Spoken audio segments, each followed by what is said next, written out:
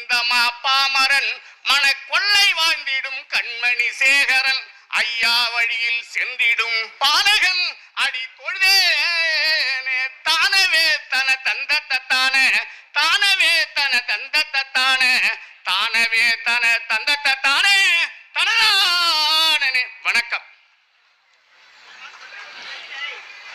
முத்தென நிகழும் இந்த முப்பெரு விழாவிற்கு எங்கள் மூத்த தமிழுக்கு முதல் வணக்கம் மற்றும் யாவற்றமான பேர்களுக்கும் நிறைந்த இந்த தமிழ் சபையில் எனது கவிதை. ஐயா என்கிற அற்புதம்.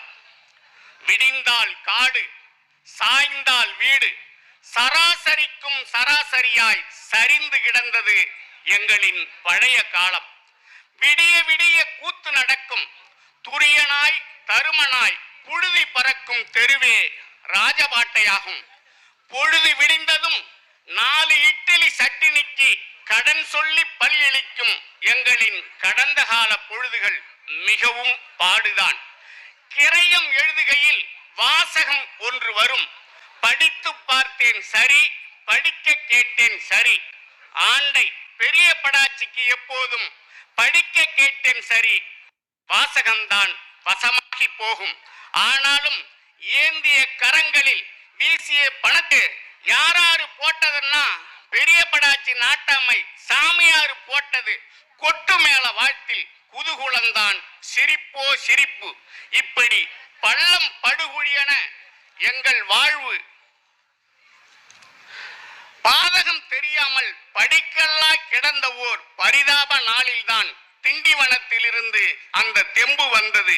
அதற்கு பிறகே எங்களுக்குள் ஐயா என்கிற அற்புதம் நிகழ்ந்தது. இந்த மண்ணில் நாம் தான் பெரும்பான்மை மக்கள். ஆனால் மதிக்கப்படுகிறோமா?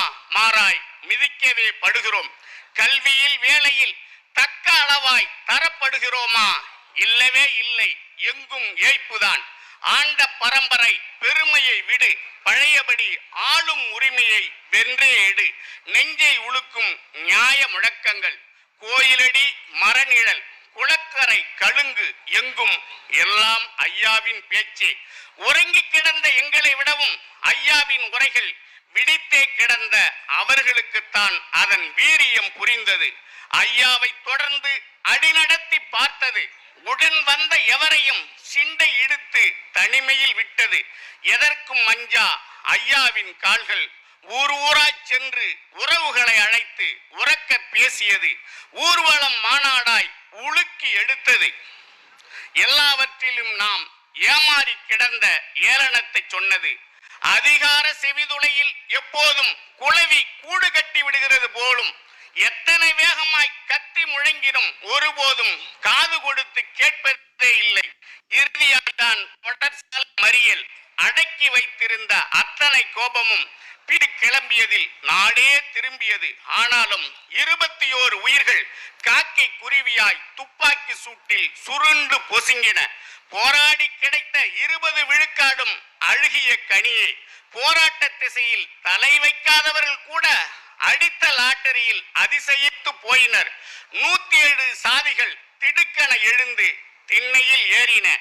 ஏறிய சூட்டோடு நம்மை சாதி வெறியர் என சாடிய கொடுமைதான் தாங்கோனா துயரம். 20 நமக்கு ஏமாற்றம்தான் இருந்தும் என்ன செய்வதென கைப்பிசைந்த கணம் 20க்கும் ஆபத்து இடியாய் இறங்கின.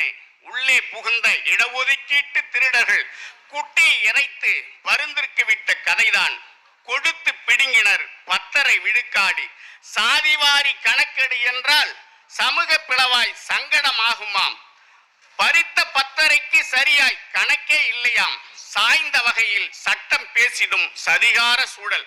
கொடுத்த புண்ணியர்கள் இன்ன வகையில் கொடுத்தோம் என குறுக்கே வந்து மறிக்கவில்லை. வன்னியருக்கு இழப்பென்றால் எவருக்கும் மகிழ்வுதான். இத்தனைக்கும் எவரின் சோற்றிலும் நாம் மண்ணள்ளி போட்டதில்லை. எல்லாவற்றுக்கும் மேலாய் நம்மின் ஆண்ட பரம்பரை 20 விழுக்காட்டில் வடிந்தது போக மீந்த சலுகையே போதும் என்கிற பொல்லா மனநிலை. இவரின் ஏமாளி கண்டு கழித்துதான் எவரும் புறந்தள்ளி போகின்றார். சுக்கா மிளகா சமூக நீதி எளிதில் கைக்கு வந்து சேர்ந்திட தள்ளாத வயதிலும் ஐயா போராட அழைக்கிறார். இழந்த உரிமைகளை முற்றாய் பெற்றிட 20 வயதென களத்தில் நிற்கிறார். அன்புமணி அண்ணன் இருக்கிறார் என்றாலும் ஐயாவுக்கு பெருமை அவர்கால பொழுதில் இடஒதுக்கீடு அடைவது.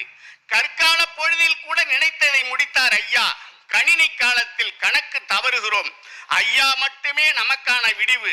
அவர் கரம் பற்றி களம் காண்போம் துணிவோடு, அவர் வாழும் பொழுதில் அடைவோம் இடஒதுக்கீடு. வாழ்க ஐயா, வளர்க சமூக நீதி. மிக்க நன்றி.